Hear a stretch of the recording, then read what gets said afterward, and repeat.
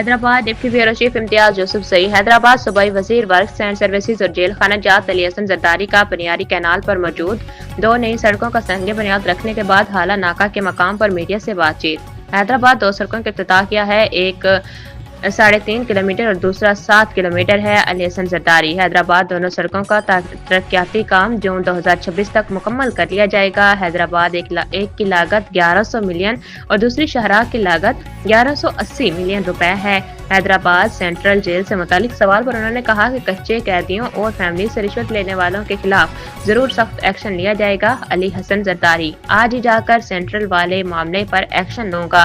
तरक्याती काम जारी हैं। एडीपी स्कीमों के मनसूबों की निगरानी डिप्टी कमिश्नर के पास है। अली हसन जरदारी। मेयर और चेयरमैन को भी CMDP स्कीमों की निगरानी करनी चाहिए। कोशिश है कि बेनजीर भुट्टो फ्लाईओवर को इस साल मुकम्मल करेंगे। मेयर हैदराबाद के मुतालबे पर मनसूबों पर काम कर रहे हैं। अली हसन जरदारी।